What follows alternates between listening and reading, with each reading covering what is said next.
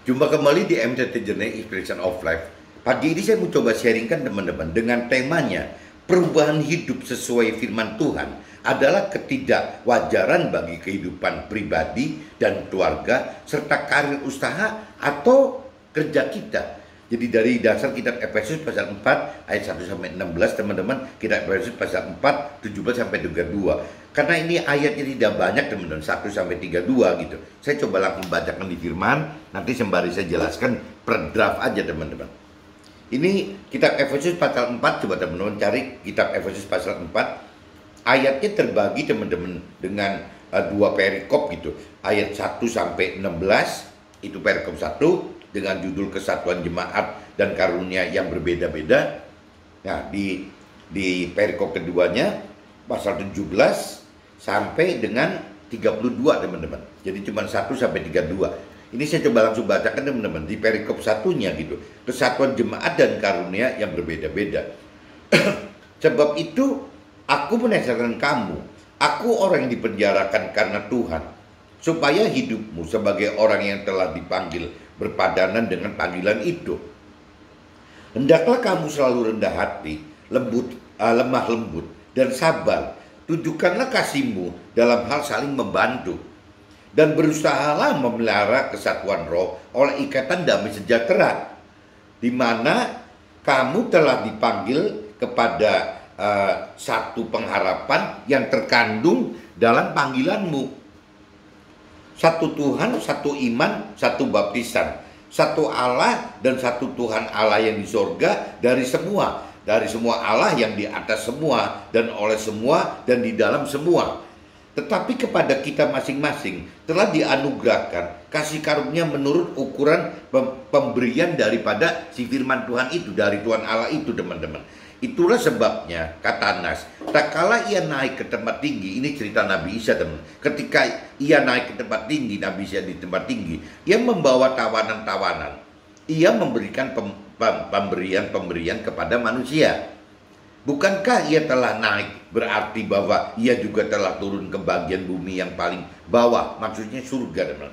Ia yang telah turun, ia juga yang telah naik jauh lebih tinggi daripada semua langit untuk memenuhkan segala sesuatu.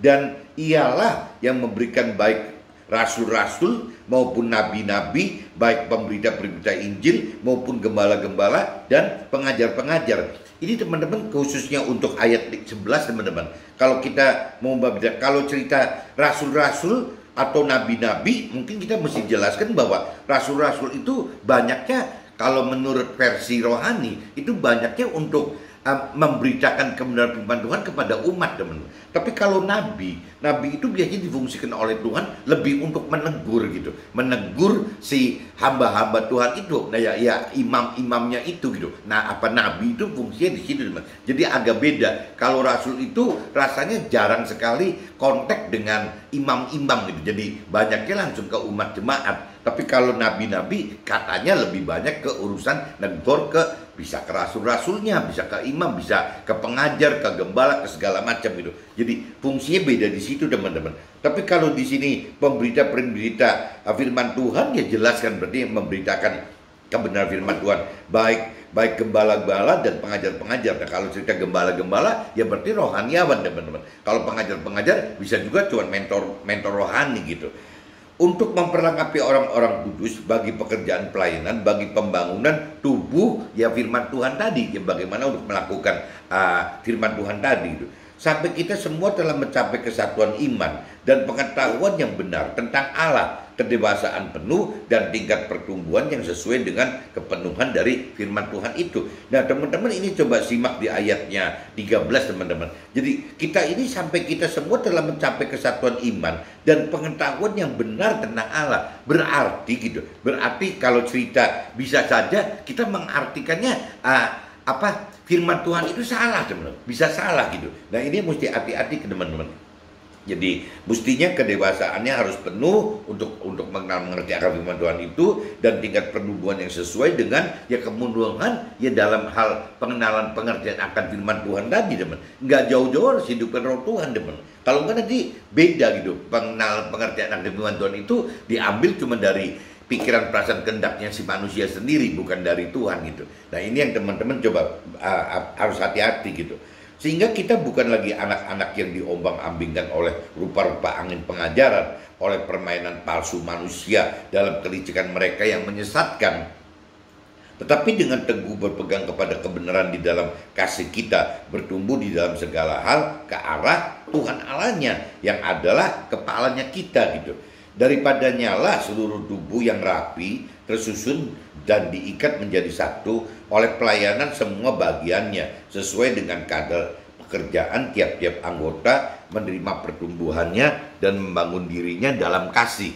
Nah ini saya coba lanjut teman-teman di perikop keduanya teman-teman, ayat 17 sampai 32 teman-teman. Perikop keduanya teman-teman dengan judulnya itu manusia baru teman, manusia baru. Dari ayat 17 sampai 32. Nah inilah saya bacakan lagi, manusia baru perikopnya. Sebab itu kukatakan dan kutegaskan ini kepadamu di dalam Tuhan. Jangan hidup lagi sama seperti orang-orang yang tidak mengenal Tuhan Allah dengan pikirannya yang sia-sia. Nah ini bedanya gitu teman. Apabila orang yang belum mengenal Tuhan Allah biasanya berpikir dengan cara pikiran perasaan kehendaknya si kita sendiri, si manusia sendiri. Paling pol-polnya dengan teman rohani gitu, minta saran dari teman rohani, dari mentor rohani atau dari rohaniawan. Kurang lebihnya begitu teman-teman. Jadi hati-hati ya, kita kalau bicara mau menjadi manusia baru tidak bisa ya istilahnya pengenalan akan Tuhan itu dari pikiran kita yang sia-sia itu gitu. Dan pengertiannya yang gelap, jauh dari hidup persekutuan dengan Allah, dengan Tuhan Allah. Karena kebodohan yang ada di dalam mereka dan karena kedegilan di hati mereka. Perasaan mereka telah tumpul sehingga mereka menyerahkan diri kepada hawa nafsu dan mengerjakan dengan serakah segala macam kecemaran. Tetapi kamu bukan demikian. Kamu telah belajar mengenal firman Tuhan Allah karena kamu telah mendengar tentang Dia dan menerima pengajaran di dalam Dia gitu, menurut kebenaran yang nyata-nyata dalam firman Tuhan Allah tersebut, yaitu bahwa kamu berhubung dengan kehidupan kamu yang dahulu harus menanggalkan manusia lama gitu, yang menemui kebinasaannya oleh nafsunya yang menyesatkan. Nah ini teman-teman, kalau kita bicara kita mau mengenal firman Tuhan Allah dari sisi firman Tuhan Allah dari Tuhan Allah gitu, dari pikiran perasaan kehendaknya Tuhan Allah, ya ini kembali lagi teman-teman, memang kita mesti berubah dari manusia lama menjadi manusia baru gitu. Supaya kamu dibaharui di dalam roh dan pikiranmu dan mengenakan manusia baru yang telah diciptakan menurut kehendak Allah di dalam kebenaran, kekudusan yang sesungguhnya. Karena itu buanglah dusta, berkatalah benar seorang kepada yang lain, karena kita adalah sesama anggota. Apabila kamu menjadi marah, janganlah kamu berbuat dosa, janganlah matahari terbenam sebelum padam amarahmu, dan janganlah beri kesempatan kepada iblis. Jadi kalau di Nasrani diajarkan teman-teman, bukannya berarti kita tidak boleh marah. Kalau marah itu demi kebenaran itu nggak apa-apa teman. Tapi tidak boleh marah itu disimpan setelah maghrib itu. Setelah maghrib itu nggak boleh marah lagi teman. Jadi setiap hari ya kalau pas pagi marah atau siang marah atau sore marah gitu. Begitu matahari terbenam ya sudah tidak boleh marah lagi gitu. Tapi dengan catatan marah yang benar teman. Maksudnya marah yang memang mendidik, bukan marah yang karena mengumbar nafsu dunia yang nggak keruan gitu, marah-marah nggak keruan gitu, itu salah teman-teman. Dan janganlah beri kesempatan kepada iblis. Jadi kalau sampai kita di marah kita ditunda sampai sehabis maghrib gitu, ya ada resiko kelamaan di pikiran perasaan kita, akhirnya malah nyambung dimanfaatin sama si iblis gitu. Kitanya dimanfaatkan untuk marah-marah kepada orang-orang yang kita marahin gitu. Orang yang mencuri, janganlah ia mencuri lagi, tetapi baiklah ia bekerja keras dan melakukan pekerjaan yang baik dengan tangannya sendiri, supaya ia dapat membagikan sesuatu kepada orang yang berkekurangan. Janganlah ada perkataan kotor keluar dari mulutmu, tetapi pakailah perkataan yang baik untuk membangun di mana perlu, supaya mereka yang mendengarnya beroleh kasih karunia. Dan janganlah kamu mendukakan roh Tuhan Allah yang telah memeteraikan kamu menjelang hari penyelamatannya. Segala kepahitan, kegeraman, kemarahan, pertikaian, dan fitnah hendaklah dibuang dari antara kamu. Demikian pula segala kejahatan. Tetapi hendaklah kamu ramah seorang terhadap yang lain, penuh kasih mesra, dan saling mengampuni sebagaimana Allah di dalam firman Tuhan telah mengampuni kita gitu. Jadi kurang lebihnya gitu teman-teman. Isinya jadi apa sih? Ada dua perikop untuk Efesus pasal 4 ini, ada kesatuan jemaat dan karunia yang berbeda-beda tadi, ya ada cerita manusia baru gitu. Nah ini saya langsung masuk ke draft aja teman-teman, sembari saya jelasin satu persatu, siapa tahu bisa ada gunanya teman-teman. Jadi kembali lagi temanya teman-teman, perubahan hidup sesuai firman Tuhan adalah ketidakwajaran bagi kehidupan pribadi dan keluarga serta karir usaha atau kerja kita. Nah teman-teman sadar nggak teman-teman bahwa apabila kita parameter kita dari hati kecil mau ikut Tuhan, parameternya apa gitu ya? Kalau cerita parameternya hanya di mulut kita, di pikiran perasaan kita, ya cuman apa ya, cuman ya sekedar ya kita percaya Tuhan, ya percaya gitu kan, kita taat kepada Tuhan, ya ngomongnya taat, kita mengasihi Tuhan atau tidak, ya pasti ngomongnya mengasihi gitu loh ya. Kita mengenal Tuhan enggak, pasti kita ngomong mengenal. Nah padahal kalau kita bicara lebih dalam, apabila kita benar mengenal gitu, mengerti akan firman Tuhan, dan kita berani melakukan firman Tuhan, teman, ya kita akan masuk ke dalam dimensi yang berbeda, teman, bahwa kita akan menjadi kehidupan itu menjadi berubah, yang disebut tadi manusia lama menjadi manusia baru itu jadi seperti itu teman-teman. Ya kita akan berbalik, berubah semua dari mulai dianggap oleh dunia tidak wajar teman-teman. Jadi kehidupan kita pribadi gitu, ya dianggapnya pasti nggak wajar, aneh gitu. Karena memang apa yang diperintahkan oleh firman Tuhan itu dianggap ketidakwajaran, bahkan kebodohan bagi dunia gitu. Nah ini dampaknya teman-teman, tidak berhenti cuma di pribadi kita saja. Ini bisa lanjut lagi teman-teman, masuk ke dalam keluarga kita gitu. Ya jadi kalau sampai misalnya kita tetap tidak ada dampak apa-apa antara kita dengan keluarga kita juga mesti curiga teman. Jangan-jangan kita belum gitu, ya belum berubah hidup sesuai yang firman Tuhan perintah dan peraturkan. Karena kuncinya apabila kita melakukan firman Tuhan, pasti teman-teman, firman katakan kita ini pasti akan ada konflik dengan baik pribadi kita, jangankan orang lain, dengan pribadi kita aja bisa konflik gitu, dengan pribadi kita. Lah dengan keluarga kita kan lebih-lebih lagi teman-teman. Keluarga kita kan berarti bukan kita, keluarga kita berarti ada pasangan kita, ada anak kita, ada mantu kita, ada orang tua kita, ada mertua kita. Minimal satu level konteks hubungan antar manusia di dalam keluarga kan seperti itu teman-teman. Belum kalau dilanjut lagi misalnya ada hubungan kita dengan keluarga kecil kita, maksudnya keluarga dari kakak adik kita gitu.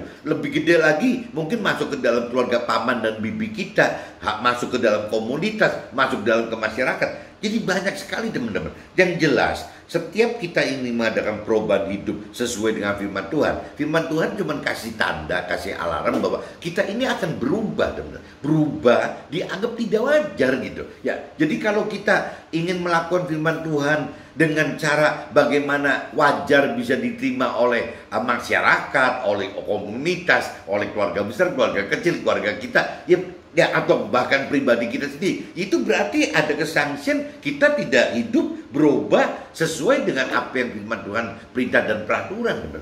Jadi kuncinya begitu, tinggal kita berani nggak gitu untuk tetap ya kita ini melakukan perubahan hidup sesuai firman Tuhan dengan konsekuensi ya tidak wajar bahkan dianggap bodoh oleh diri kita sendiri teman-teman. Itu bisa terjadi ya oleh keluarga kita sendiri, keluarga kecil, keluarga besar, oleh komunitas dan masyarakat di sekitar kita. Itu bisa terjadi teman-teman. Dan itu terkait teman-teman urusan pribadi kita, terkait dengan urusan keluarga kita, bahkan terkait dengan karir usaha bagi pengusaha dan karir kerja gitu ya bagi orang karir dan buruh. Itu berdampak teman-teman. Jadi kita mesti sadar yang namanya perubahan hidup sesuai firman Tuhan itu harus ada dampaknya teman-teman. Tidak bisa tidak berdampak gitu. Jadi kalau sampai kehidupan kita itu merasa berubah sesuai firman Tuhan tapi tidak ada dampak apa-apa, ya kita terhadap pribadi kita ya biasa-biasa aja ya. Waktu kita belum melakukan firman Tuhan dengan sudah melakukan firman Tuhan biasa-biasa aja. Keluarga kita biasa-biasa aja gitu. Rasanya kita mesti curiga teman-teman. Ya ada yang salah gitu. Ya kenapa di pribadi kita kok tidak terjadi perubahan apa-apa? Ya kenapa di keluarga kita kok tidak terjadi perubahan apa-apa? Kenapa di usaha kita atau di kerja kita kok tidak terjadi perubahan apa-apa? Nah, ini yang kita mesti sanksi, teman-teman. Karena firman Tuhan katakan, apabila kita hidup sesuai firman Tuhan, pasti ada ketidakwajaran. Ya, pasti ada hal yang dianggap oleh dunia, oleh orang yang berkeyakinan itu ya satu kebodohan gitu loh. Jadi ini coba kita koreksi diri, teman-teman. Kalau kita merasa kita sudah berubah hidup sesuai firman Tuhan, tapi tidak ada beda apa-apa dengan kita yang sebelum kita istilahnya hidup dengan firman Tuhan, ya kita mesti koreksi diri, teman-teman. Ini maksud judulnya itu, teman. Maksud dari temanya seperti itu. Nah, kalau saya coba masuk satu persatu ke draft saya, ya Efesus pasal 4 ayat 1 sampai 6. Bagi kita yang terpanggil untuk hidup sesuai rancangan dan kehendak Tuhan, serta pengharapan akan janji-janji Tuhan dalam firman-Nya, hendaklah kita rendah hati dan lemah lembut serta sabar. Tunjukkan kasih kita dalam hal saling bantu, ya berusahalah untuk pelihara kesatuan roh dalam damai sejahtera. Nah, kenapa firman Tuhan ingatkan seperti ini, teman? Karena kalau waktu kita benar-benar terpanggil dan terpanggil untuk masuk ke dalam rancangan dan kehendak Tuhan, biasanya akan berubah, teman. Nah, ini akan menyebabkan kita juga jadi seperti tertekan, teman. Tertekan, dan ya pasti kalau bicara kita dari sisi kita memiliki tubuh jiwa roh kita pasti berontak.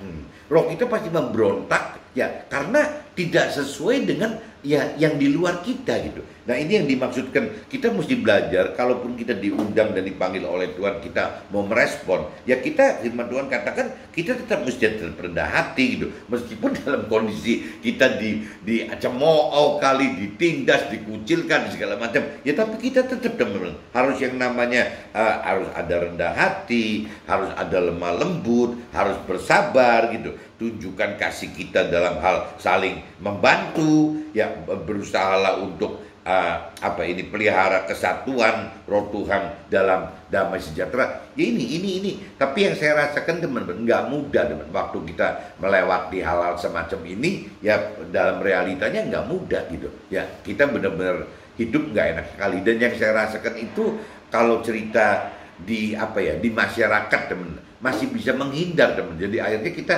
seperti terkucil dari masyarakat. Nah, tapi masih bisa menghindar. Ya begitu masuk ke komunitas masih bisa gitu. Karena udah nggak nyambung. Ya waktu kita melakukan hidup sesuai firman Tuhan, udah pasti nggak wajar kok. Bagi teman-teman kita di komunitas itu udah nggak nyambung gitu. Ya bahkan kita bisa bilang, ini orang kok jadi aneh, jadi nggak waras, kok jadi begini. Dulu kayaknya nggak begini gitu. Jadi akhirnya jadi bahan omongan, teman. Nah, itu buat kita sebagai orang yang berjuang untuk berubah hidup, itu malah jadi benar, teman. Itu tanda-tanda benar. Kalau tidak ada masyarakat atau komunitas memperbincangkan soal kita gitu, ya membahas soal kita, ya kita malah mesti curiga. Kenapa kita kok nggak dianggap aneh? Kenapa kita kok nggak dianggap tidak wajar gitu? Ya itu parameternya itu, teman. Komunitas itu masih bisa dihindari, teman. Apabila kita mengalami ya ketidakwajaran hidup di dalam komunitas, kita masih bisa minggir.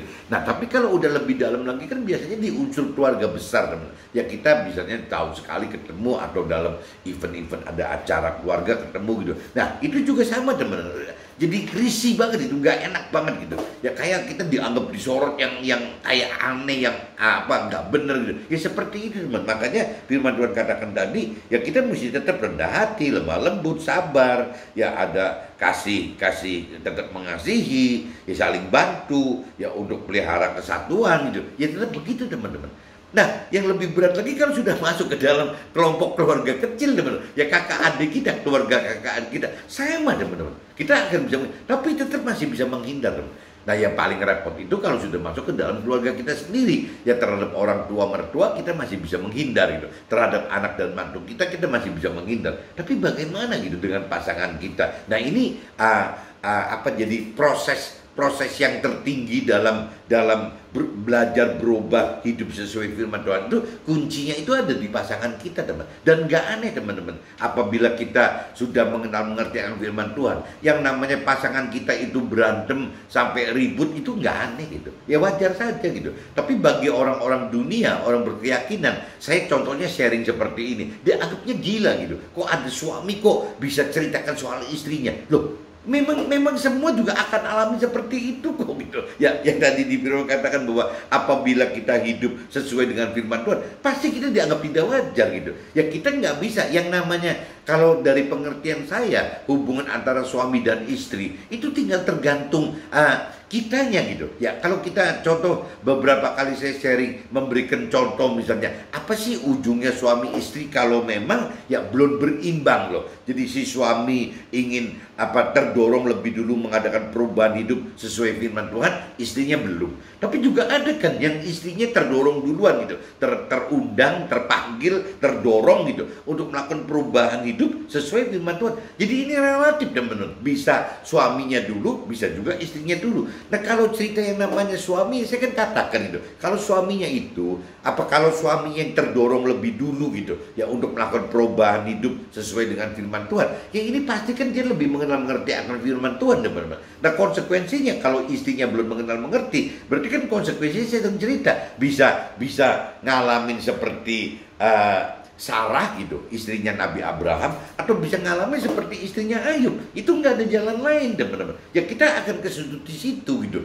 Nah yang Tuhan hendaki, ya kita mesti, yang Tuhan hendaki dan suami yang benar gitu hendaki, ya pasti pengen cerita seperti istrinya Nabi Abraham gitu. Ya bagaimana bisa final dengan harmonis. Ya mana ada yang mau seperti istrinya Ayub gitu sampai bubaran, kan pasti nggak mau, teman. Tapi kan kembali tergantung daripada pihak istrinya. Itu kalau cerita suaminya terundang, ya terpilih gitu dan merespon lebih dulu ya untuk bisa hidup sesuai dengan firman Tuhan, perubahan hidup sesuai dengan firman Tuhan. Tapi kalau cerita istrinya, teman-teman, ya istri juga ada. Kalau saya tidak salah lihat, ya itu ceritanya yang namanya Abigail dengan suaminya si Nabal itu gitu, teman. Nah Abigail itu pengen jadi orang benar dulu kan, bagaimana dia hidup dengan cara benar gitu, mempraktekkan hidup dengan cara benar. Tapi suami nggak mau, teman-teman, tetap dengan cara-cara seenaknya pikiran perasaan kehendak suami sendiri. Ya akhirnya kan bagaimana? Ya ribut juga gitu. Ya berarti kalau sampai Abigail sudah berani memulai mengadakan perubahan hidup sesuai dengan perintah peraturan firman Tuhan, ya otomatis jadi bentrokan dengan si Nabal gitu. Nah akhirnya kembali lagi, ya nasibnya si suami gitu, ya tergantung mau seperti Nabal, mau seperti Ayub, atau mau seperti Nabi Abraham, ya terserah gitu. Ya kalau memang kita tegar teguh, ya pasti jadi kayak si Nabal gitu. Tapi kalau kita bicara ngalami seperti si suami ini mengalami seperti Nabi Ayub atau Nabi Abraham, ya paling itu reaksinya berarti kan tetap Nabi Ayub mengasihi istrinya, Nabi Abraham juga tetap mengasihi istrinya, dan tergantung respon daripada istrinya. Ya istrinya itu tunduk nggak sama Nabi Abraham, istrinya tunduk nggak terhadap Nabi Ayub. Kalau sampai tidak tunduk, ya berarti bubar, teman-teman. Nah ini saya selalu ingatkan kan, bukan berarti saya membocorkan cerita rahasia keluarga saya. Saya pikir di dalam Tuhan itu tidak ada yang dirahasiakan, teman-teman. Karena jelas-jelas tertulis, contohnya seperti hari ini gitu. Temanya itu perubahan hidup sesuai firman Tuhan adalah ketidakwajaran bagi kehidupan pribadi dan keluarga serta karir usaha dan kerja kita. Itu nggak bisa lari, teman. Malah saya bisa kasih input, kalau teman-teman yang merasa saya kok jelasinya segamblang ini gitu, seenak ini gitu, ya nggak takut membuat istri saya atau keluarga saya atau siapapun juga merasa tersakiti gitu. Loh, memang firman Tuhan ini seperti itu, teman-teman. Firman Tuhan katakan seperti itu. Justru mestinya dengan saya sharing seperti ini, yang belum mengerti firman harus tahu bahwa firman Tuhan itu kalau kita pengen hidup sesuai firman Tuhan, ada konsekuensi dianggap tidak wajar oleh dunia. Wajar saja gitu loh. Yang dianggap kebodohan bagi dunia, wajar saja gitu. Ya memang akan seperti itu, teman-teman. Jadi buat saya bukan berarti dalam sharing ini untuk hanya kepentingan saya dan istri saya atau keluarga saya bicara sharing ini jadi pengalaman kesaksian saya buat semua, buat teman-teman semua. Siapa tahu bisa ada bergunanya gitu, ada guna untuk bisa mengantisipasi yang terjadi di keluarganya teman-teman semua. Maksudnya gitu teman-teman. Jadi saya bukan cerita begini begitu itu seenaknya, enggak, teman, karena memang saya terdorong ya, Tuhan sepertinya pengen saya untuk bisa sharingkan hal seperti ini, dan bukan kata orang loh, itu kan saya alami sendiri teman-teman. Jadi apa yang saya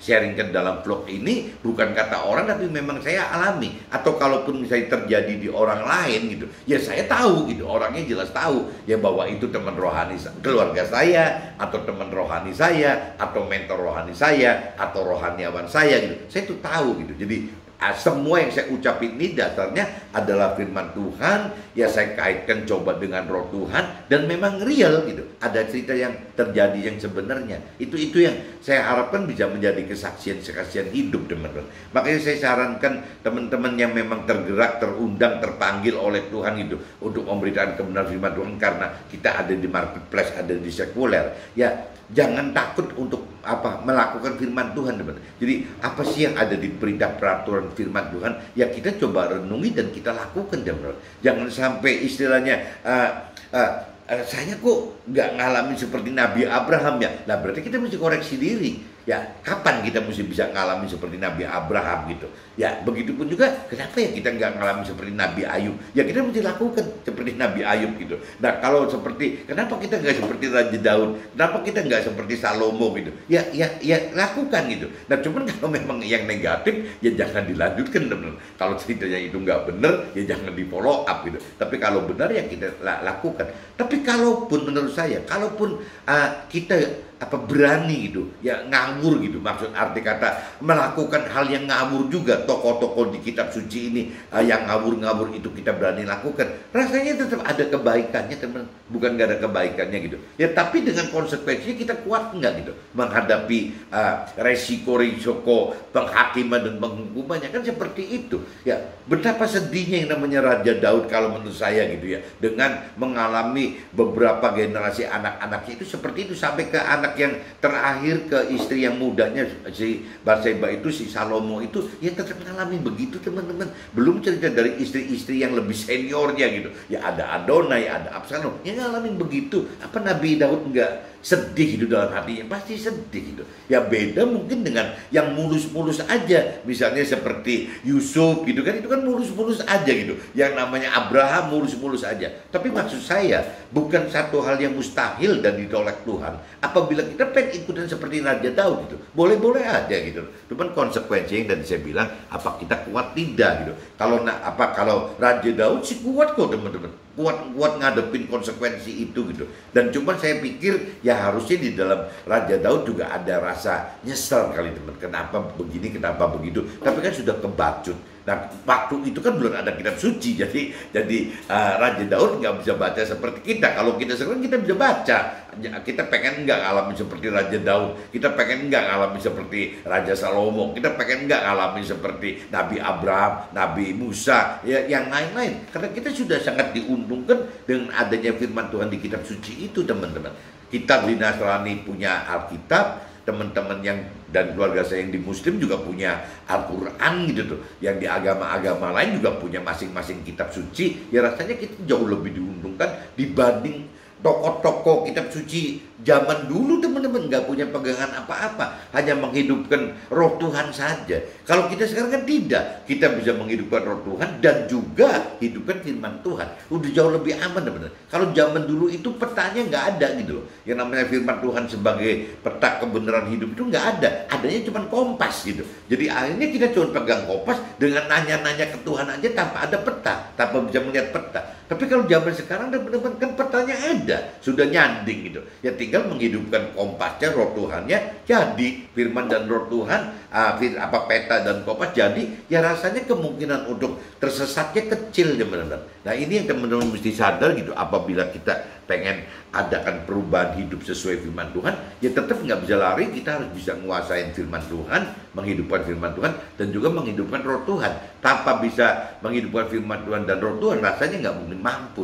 untuk bisa melakukan apa yang Tuhan perintah peraturkan, ya bagaimana untuk bisa mendapatkan tuaian janji-janji Tuhan, bahkan tidak masuk ke dalam rancangan kehendak Tuhan, teman-teman. Nah ini yang ruginya gitu. Jadi yang saya kadang-kadang nggak habis pikir, kenapa ya kok ada orang kok benar-benar sudah belasan tahun, sudah puluhan tahun mengenal, menerima Tuhan, kok baca firman aja tidak gitu. Kan rasanya agak kelewatan ya, karena mungkin balik lagi ya kategorinya orang berkeyakinan tadi. Jadi mereka membutuhkan cuman status beragamanya supaya KTP-nya dicantum ada agama gitu, atau supaya hubungan horizontalnya membaik dengan antar sesama karena dianggap satu organisasi. Ya ini balik lagi nih, kalau agama ini dianggap seperti organisasi, ya udah repot teman. Jadi kayak kumpul-kumpul arisan gitu ya, kayak misalnya nyanyi-nyanyi, misalnya kelompok nyanyi-nyanyi bersama paduan suara. Itu kan kalau urusan rohani kan bukan seperti itu, teman. Bukan cerita tubuh jiwa roh. Yang teman-teman lakukan kan banyaknya untuk kepentingan tubuh dan jiwa, bukan tubuh jiwa dan roh gitu. Banyaknya kan larinya cuma tubuh dan jiwa saja. Makanya akan jadi banyak kelompok-kelompok pujian, lagu-lagu pujian itu cuma begitu. Nah sedangkan kalau kita berarti yang saya pernah utarakan, sharingkan gitu, bagi Nasrani, kalau yang namanya nyanyi itu bisa bermakna ganda, teman-teman. Nyanyi itu bisa berhenti di tubuh dengan jiwa, tapi bisa juga nyanyi itu bisa masuk sampai tubuh jiwa dan roh gitu. Nah ini kalau saya misalnya ada vlog-vlog yang pujian penyembahan, ya semua kan lagunya lagu religi, teman. Ya, jangan diarti katakan saya jadi seperti sedang menikmati lagu-lagu umum gitu, lagu-lagu sekuler, kan bukan, teman. Jadi memang saya ciptakan lagu-lagu itu adalah untuk keperluan religi, untuk Tuhan, bagaimana masuk ke dalam pujian penyembahan untuk Tuhan. Karena di Nasrani yang namanya pujian penyembahan itu juga penting sekali, teman-teman. Penting sekali, tidak kalah dengan doa, tidak kalah dengan pengenalan pengertian dalam akun firman Tuhan gitu, nggak kalah, teman-teman. Jadi pujian penyembahan perlu. Makanya saya bikin yang namanya channelnya khusus untuk pujian penyembah itu kan saya sebutnya, nama universalnya kan MTT Musik, teman, supaya bisa lari ke itu semua gitu. Nah tapi kalau yang khusus vlog yang mendadak begini, saya cuma bagikan langsung, teman-teman. Jadi pagi nge-vlog, siang saya bagikan teman-teman. Itu saya sendiri yang langsung bagi, teman. Tapi khusus yang ada kaitan dengan nomor handphone di HP saya gitu, karena saya broadcast list gitu.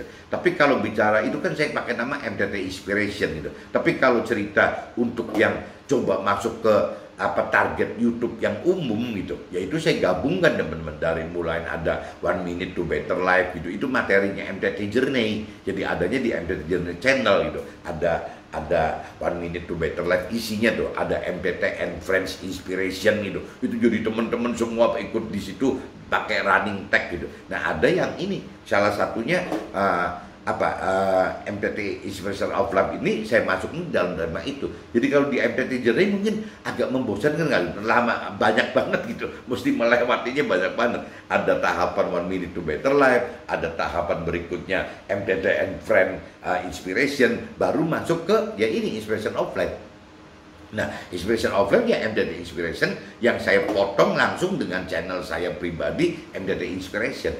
Jadi kalau MTT Inspiration itu tidak dilewatin tim, teman. Jadi pribadi saya udah selesai nge-vlog, saya upload sendiri sudah. Tapi itu khusus teman-teman yang di broadcast list aja, teman-teman. Kalau di luar itu saya tidak jangkau. Nggak tahu kalau nanti teman-teman beritakan kembali, misalnya sebarkan kembali vlog-vlog saya. Ya itu juga satu jadi alat Tuhan kan, bagaimana memberitakan kebenaran firman Tuhan, karena teman-teman belum bisa sempat atau belum bisa membuat vlog sendiri, ya dengan cara memberitakan saja juga sudah Tuhan juga sayang sekali, senang sekali gitu. Nah ini ya bagaimana kita memberikan firman Tuhan itu relatif tergantung kemampuan kita dan posisi kita di mana, teman. Ini saya lanjut Efesus pasal 4 ayat 7 sampai 10. Tuhan mengutus Nabi Isa untuk turun ke dunia agar kita dapatkan penebusan dosa dan firman serta roh Tuhan dengan cara dikorbankan serta wafat dan turun ke neraka gitu, turun ke bawah gitu. Jadi Nabi Isa telah naik di surga, sudah pernah merasakan surga, dan juga Nabi Isa pernah merasakan neraka, sehingga Nabi Isa telah memenuhi segala sesuatunya. Nah ini yang kalau kita kenapa Tuhan Allah pengen bagi orang Nasrani mau jadikan Nabi Isa sebagai sulungnya, ya maksudnya gitu loh. Ya sulung itu berarti bagaimana Nabi Isa jadi panutannya kita gitu, adik-adiknya, karena dia sulung kan, berarti kan kita adik-adiknya. Nah pertanyaannya ya kembali lagi, apakah kita sudah mencari Tuhan? Apakah kita sudah mencari firman Tuhan? Apakah kita sudah mengenal firman Tuhan? Apakah kita sudah mampu mengerti firman Tuhan? Apakah kita sudah berani melakukan firman? Nah ini syaratnya begini nih teman. Yaitu kembali lagi kalau sampai sudah di titik pengenalan yang lebih dalam, ya bagaimana merenungi pengertian firman Tuhan. Satu saat Tuhan akan bukakan untuk mampu mengerti dan lebih dalam mengenal firman Tuhan, serta berani melakukan firman, harus menghidupkan roh Tuhan. Ya kembali lagi kuncinya gitu teman. Bedanya kita dengan tokoh-tokoh kitab suci yang lama sebelum kita gitu. Ya bedanya gitu. Ya Tuhan saat kita sekarang ini sudah menyandingkan gitu, mempersandingkan yang namanya kitab suci berkat firman Tuhan teman. Nah tinggal kita mau nggak menghidupkan roh Tuhan seperti tokoh-tokoh yang di kitab suci yang lama. Cuman kita jadi punya dua senjata kan, punya firman Tuhan dan roh Tuhan. Nah mereka tidak teman-teman, hanya punya roh Tuhan saja. Rasanya lebih sulit mereka loh dibanding kita gitu. Nah meskipun kenapa kok dalam realitanya mereka lebih hebat dari kita. Nah ini yang kita mesti koreksi diri teman-temannya, ada apa ya, kenapa kok Nabi Abraham bisa disebut bapak orang beriman gitu, padahal nggak pegang firman gitu, ya cuman roh Tuhan aja yang dekat sekali dengan rohnya Nabi Abraham gitu. Nah kalau kita kan tidak teman, ada firmannya, harusnya kita bisa lebih dekat daripada tokoh-tokoh yang di kitab suci kita gitu.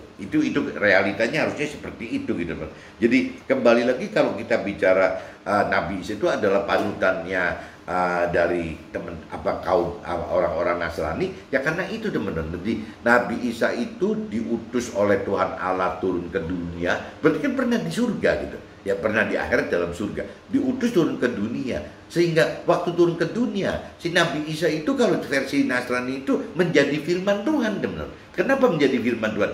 Karena mengajarkan gitu, mengajarkan firman Tuhan dengan murid-muridnya juga, dan murid-muridnya mencatat teman-teman. Akhirnya mencatat, kalau nggak salah diajarin Mekrorami ada 4 katanya muridnya yang bikin kitab sucinya firman Tuhan untuk si Nabi Isa. Jadi ada 4 orang yang membuat itu. Nah dikumpulkan teman-teman, akhirnya jadi kitab perjanjian baru. Kalau di Nasrani begitu loh. Jadi gabungan antara kitab perjanjian lama dengan kitab perjanjian baru. Nah ini yang jadi akhirnya yang pegangan jadi orang-orang Nasrani itu ini teman-teman. Nah ini kalau kita lihat kembali lagi ditilik dari sisi Nasrani, seolah-olah Nabi Isa itu pernah di atas, pernah di dunia ini, bahkan pernah wafat teman-teman. Wafat karena untuk menebus dosa-dosanya kita semua manusia menurut versi Nasrani, dan tidak hanya untuk orang Nasrani gitu. Ya tebusan dosanya Nabi Isa itu untuk semua manusia, bukan cuma untuk semua orang Nasrani, tapi semua manusia di dunia gitu. Nah waktu dia wafat, si Nabi Isa ini dalam kondisi wafat ini dia turun sampai ke neraka teman-teman, sampai ke bawah gitu. Jadi akhirnya yang tadi dikatakan Nabi Isa itu telah memenuhi segala sesuatunya itu, ya jadi komplit maksudnya gitu teman. Dia pernah di akhirat di dalam surga, ya dia pernah istilahnya di dunia waktu menjadi diutus oleh Tuhan Allah di dunia itu gitu ya. Terus juga dia pernah wafat dan sempat 3 hari gitu, selama itu dia masuk ke dalam neraka itu teman. Jadi akhirnya dari mulai akhir dalam surga di dunia ini sampai ke dalam neraka sudah pernah ngerasain semua. Makanya dikatakan Nabi Isa telah memenuhkan segala sesuatunya gitu. Efesus pasal 4 ayat 11 sampai 16. Tuhan anugerahkan kasih karunia yang berbeda-beda kepada setiap kita, baik fungsi rasul atau nabi atau pemberita firman atau gembala atau pengajar sebagai alat pelayanan bagi Tuhan. dengan tujuan memberi pengetahuan yang benar akan perintah dan peraturan serta janji-janji firman Tuhan, sehingga setiap kita mengenal dan mengerti apa yang Tuhan rancang dan kehendaki dalam hidup di dunia fana ini sampai di akhir kekal nanti. Nah, itu pengajar-pengajar itu harus benar di situ, teman-teman. Makanya Tuhan ciptakan ada rasul. Rasul katanya bagaimana mengajarkan kepada kita, teman. Tapi kalau nabi lebih fungsinya menegur gitu, menegur rasul-rasul kalau ngawur, atau imam-imam, atau gembala-gembala, atau mungkin pengajar-pengajar mentor rohani gitu. Nah, itu yang negur nabi, fungsi nabi, teman. Nah, kalau cerita dilanjut lagi ada pemberita firman yang mungkin seperti kita bagaimana men-sharingkan kesaksian hidup kita gitu kepada sesama kita, ya mungkin sebenarnya pemberita firman gitu. Tapi kalau bicara gembala ya berarti kepala rumah ibadah kan. Nah, adapun nanti di sini disebut pengajar, ya mentor rohaninya. Gembala dan mentor rohani biasanya lebih bicara mengajarkan teori-teori rohani, teori ketuhanan itu. Beda dengan pemberita firman. Kalau saya hari ini ngomong begini, saya sebagai pemberita firman gitu, bagaimana saya membawa kesaksian.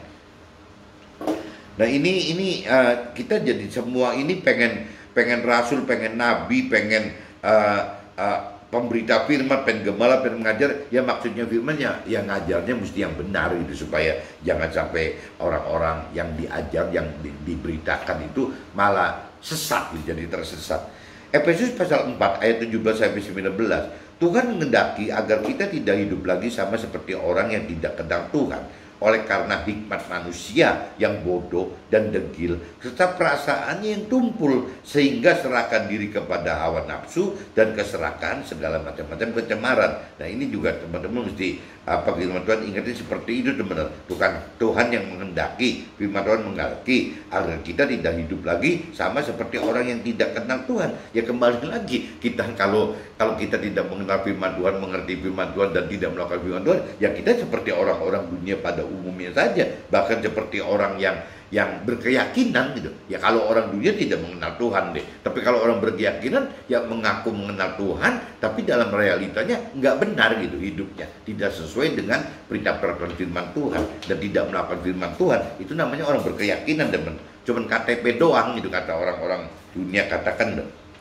Efesus pasal 4 ayat 20 sampai 25. Melakukan firman Tuhan ada konsekuensi yang harus dibayar. Jadi melakukan firman Tuhan itu bukan yang nggak ada konsekuensi, ada konsekuensi yang harus dibayar gitu. Ya, kita harus berani korbankan hal duniawi. Itu ya, kita beraninya korbankan hal duniawi. Seperti kalau memang perubahan hidup itu benar sesuai firman Tuhan itu nyata, ya contohnya banyak, teman-teman. Ya cerita Zakheus kan, Zakheus orang pendek gitu, yang pemungut cukai itu. Nah, itu kan langsung berubah gitu. Yang namanya Matius gitu, meninggalkan fungsi-fungsi jadi orang pajaknya, orang pabeannya gitu. Dan banyak, teman-teman, Saulus yang meninggalkan jadi Paulus gitu. Jadi banyak yang seperti itu, teman-teman.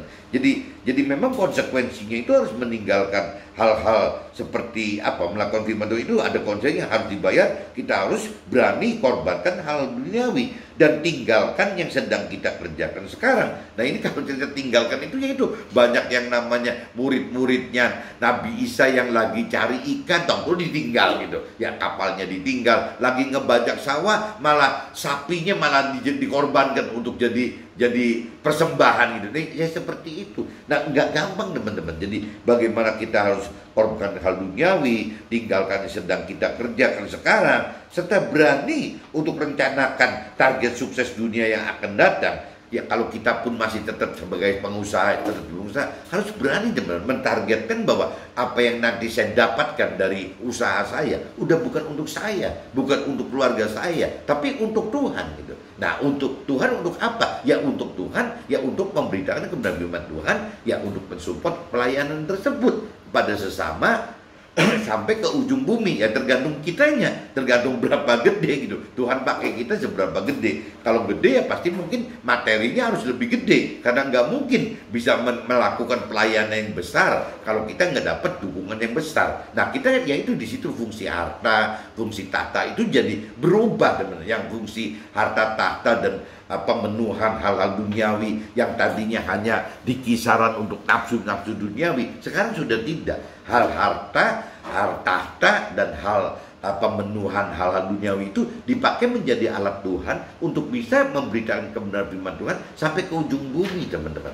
Ya, saya sering sharingkan apabila saya ingin mengadakan event kesaksian, itu kan dananya nggak kecil, teman-teman. Kalau saya misalnya di kota, saya lahir di Cirebon gitu, ya berarti ini juga udah ngambil biaya berapa. Kalau seandainya saya rutinkan seminggu sekali, sebulan sekali, 3 bulan sekali, setengah tahun sekali, keliling ke misalnya Karsiden Cirebon atau ke Jawa Barat atau ke Pulau Jawa atau seluruh Indonesia, ini kan dananya butuh benar. Kalau ke seluruh dunia gitu lebih-lebih lagi gitu kan. Yang namanya orang-orang diasporanya Indonesia kan di mana-mana ada, teman-teman. Ya butuh kita datang untuk memberitakan kebenaran kesaksian hidup kita dengan Tuhan, bersama Tuhan dan firman Tuhan, kita kan butuh. Nah itu kan butuh dananya banyak banget, teman-teman.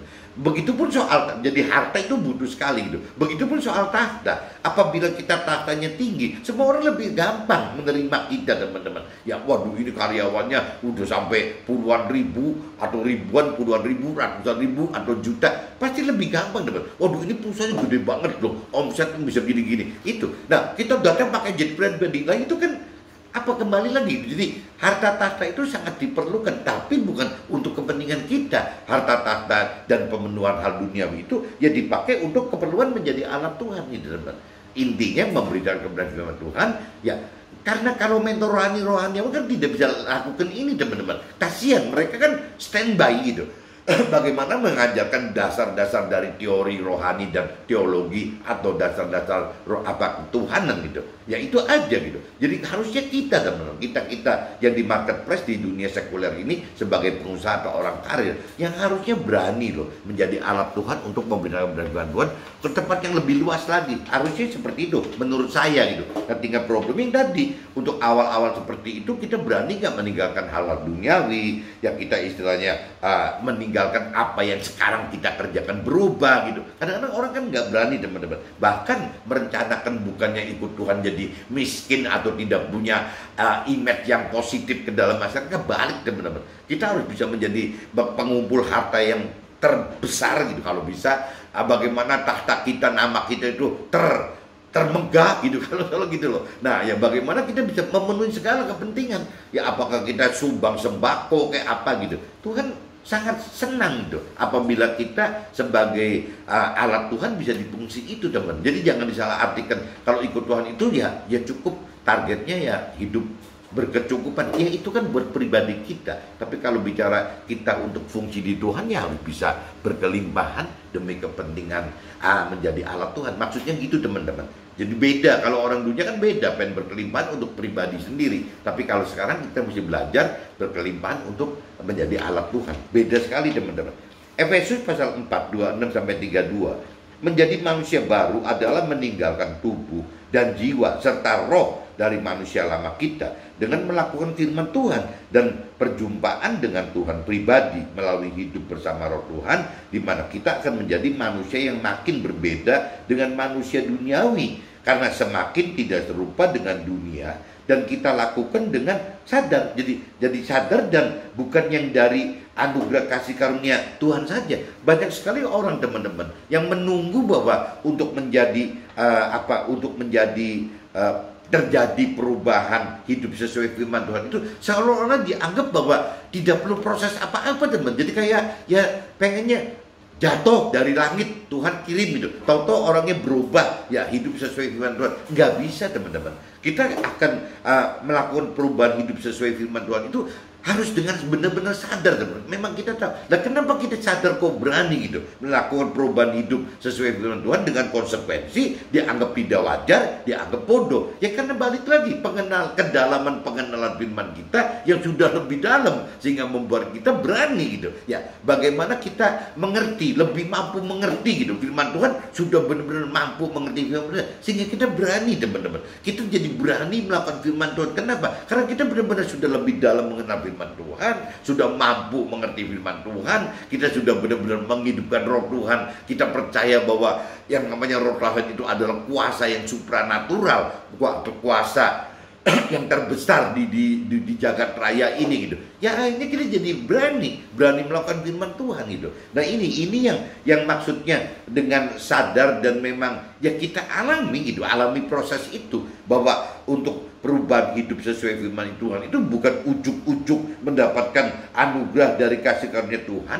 tetapi memang kita sudah persiapkan semua teman-teman. Ya karena yang tadi dibalik lagi dari mulai mencari Tuhan habis-habisan itu, yang di kitab Matius 6 ayat 33 itu, carilah dahulu kerajaan Allah dan kebenaran baru Tuhan tambahkan. Ya kita lakukan itu gitu loh. Ya kita juga jadi sudah benar-benar mau gitu mengenali lebih dalam akan firman Tuhan, kita mampu mengerti firman Tuhan, kita mampu berani melakukan firman. Semua itu dasarnya cuma satu, bagaimana menghidupkan firman Tuhan dan juga sekaligus bagaimana menghidupkan roh Tuhan yang ada di dalam kita sebagai sumber kuasa, kekuatan yang dari Tuhan yang diberikan kepada kita. Tapi kalau roh Tuhan tidak dihidupkan, firman Tuhan tidak dihidupkan, akhirnya kita tidak punya peta dan kita tidak punya kompas. Kemungkinan untuk masuk ke dalam rancangan kehendak Tuhan itu makin jauh, makin sulit teman-teman. Oke teman-teman, see you, bye-bye.